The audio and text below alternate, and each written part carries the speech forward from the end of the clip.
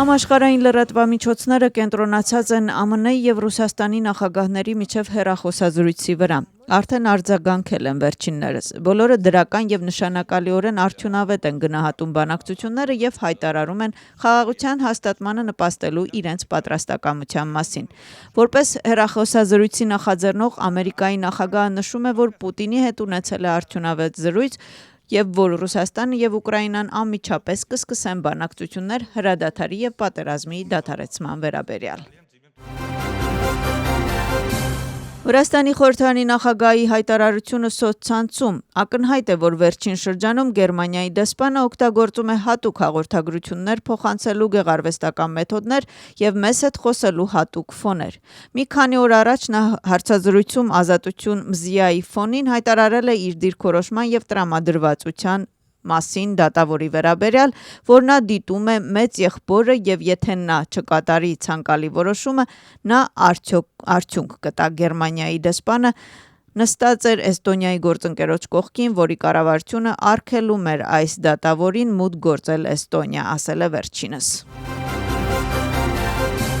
Կոռուպցիայի դեմ պայքարի բյուրոյի ղեկավարը Ռաժդեն Կուպրաշվիլին տեղեկատվական հանդիպում է անցկացնում Վրաստանում հավատարմագրված դիվանագիտական կորպուսի եւ միջազգային կազմակերպությունների ներկայացուցիչների հետ։ Դռնփակ ռեժիմով քննարկման հիմնական թեման օտարերկրյա գործակալների գրանցման մասին օրենքն է, որը ամերիկյան ֆարսայի անալոգն է։ Ձերբակալություն Կախեթիում ձերբակալվածները մեղադրվում են թմրամիջոցների ապօրինի ձեռքբերման, պահման եւ վաճառքի մեջ։ Հետաքննության համաձայն հանցավոր խմբի անդամները ստեղծել են թմրամիջոցների առցանց խանութ։ Իրավապահները մեղադրյալների անձնական եւ բնակելի տների խուզարկության արդյունքում առևանգել են համակարգչային տեխնիկա եւ թմրամիջոցներ։ Հանցագործությունը նախատեսում է 17 տարի ազատազրկում։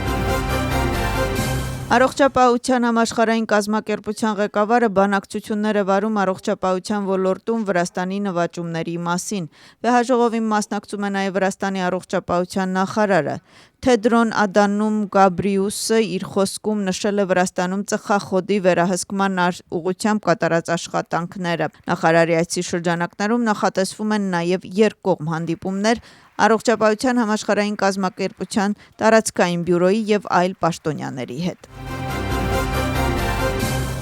Սուխիշվիլիներ մանկական անսամբլի պարային ակադեմիայի մենահամերգը Գրիբոյեդովի թատրոնի միջոցառումը նվիրված էր վրացական ազգային բալետի 80-ամյակին։ Սուխիշվիլիների մանկապատանեկան անսամբլը հանդիսատեսին ներկայացվեց ինչպես դասական ծրագրերով, այնպես էլ նոր պարերով։ Սուխիշվիլիների մանկական անսամբլի համերգները կանցկացվեն տարբեր թատրոններում եւ կտևի մինչեւ հունիսի վերջ։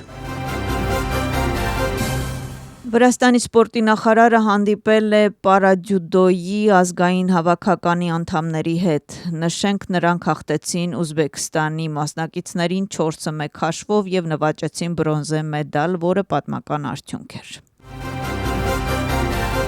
Ներքին գործերի նախարարության արտակարգ իրավիճակների կառավարման ծառայությունը ստացել է 27 նոր ամենագնաց փրկարարական տեխնիկա։ Տեխնիկան կբաշխվի հրշեջ եւ փրկարարական վարչության տարբեր ենթակա ստորաբաժանումներին։ Ներքին գործերի նախարարության տվյալներով